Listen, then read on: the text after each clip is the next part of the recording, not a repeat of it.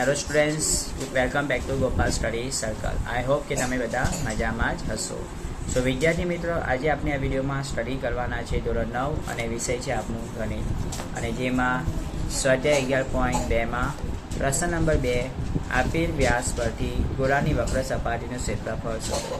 જેમાં પહેલા નંબરનો દાખલો 14 સેન્ટીમીટર આપણે ગણી લીધો. હવે બીજો આવે છે 21 સેન્ટીમીટર વાળો દાખલો છે. વ્યાસ આપણને આપી દીધો છે 21 સેન્ટીમીટર. તો આપણે અહીંયા પર પ્રશ્નમાં આપી દીધો છે વ્યાસ બરાબર શું આપ્યું છે 21 સેન્ટીમીટર. તો આપણે સૌપ્રથમ ત્રિજ્યા શોધવી પડશે અને ત્રિજ્યા આપણને આપી નથી. તો ત્રિજ્યા શોધવા માટેનું સૂત્ર છે વ્યાસના છેદમાં 2. તો therefore ત્રિજ્યાને આપણે શાના વડે દર્શાવીએ? r વડે દર્શાવીએ. વ્યાસ કેટલા છે 21 અને છેદમાં 2 એવા ને એવા. હવે 21 હું 2 વડે ભાગતો નથી અને 2ના ઘરે અમે 21 પણ આવતા નથી. હમણાં મારે નથી ભાગવા. ઓકે, હું એક્ઝેક્ટિસ એટલે આવું ને આવું લેવા દઉં છું, કેમ કે મારે ગોળાની વક્ર સપાટીનું ક્ષેત્રફળ શોધવાનું છે. અને એમાં શું ખબર કે અંશ અને છેદમાં કોઈ સંખ્યા ઉડી જાય તો આપણું કામ સરળ થઈ જાય. એટલા માટે હું એક્ઝેક્ટિસ એટલે એવું ને એવું રાખું છું. હવે આપણને શોધવાનું કહ્યું છે ગોળાની વક્ર સપાટીનું ક્ષેત્રફળ. શાનું? ગોળાની વક્ર સપાટીનું ક્ષેત્રફળ, જેનું મૂલ્ય આપણને નથી ખબર એટલે હું પ્રશ્ન ચિહ્ન કરી દઉં છું. તો આપણે સૂત્ર લખીશું કે ગોળાની વક્ર સપાટીનું ક્ષેત્રફળનું સૂત્ર છે 4πr². શું છે? 4πr². તો 4 ગુણ્યા પાય કેટલા લેવાના? 22/7. અને r કેટલા છે? 21/2 ની 2 ઘાત. તો 4 ગુણ્યા 22/7 ગુણ્યા 21/2 ની 2 ઘાત એટલે 21/2 એક વાર અને 21/2 બીજી વાર લખી દીધો છે.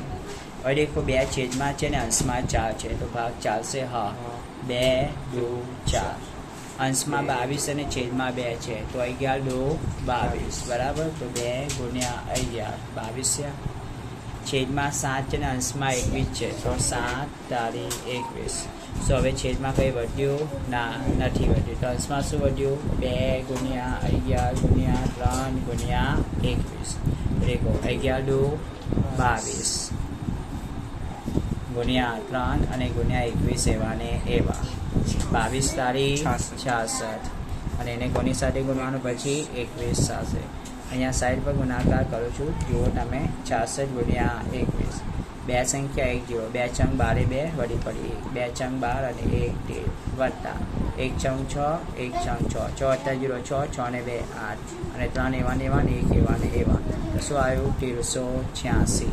અને એકમ તો છે આપણો સેન્ટીમીટર. ની કેટલી ઘાત લખીશું? 2 ઘાત લખીશું.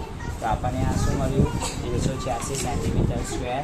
એ આપણને મળ્યું છે ગોળાની વક્ર સપાટીનું ક્ષેત્રફળ. શાનું? ગોળાની વક્ર સપાટીનું ક્ષેત્રફળ મળ્યું છે. આઈ હોપ કે તમને આ દાખલો ઘણો સરળતાથી સમજમાં આવ્યો હશે. So wish you all best for this example and please like, share and subscribe this channel and video with your friends. Thank you.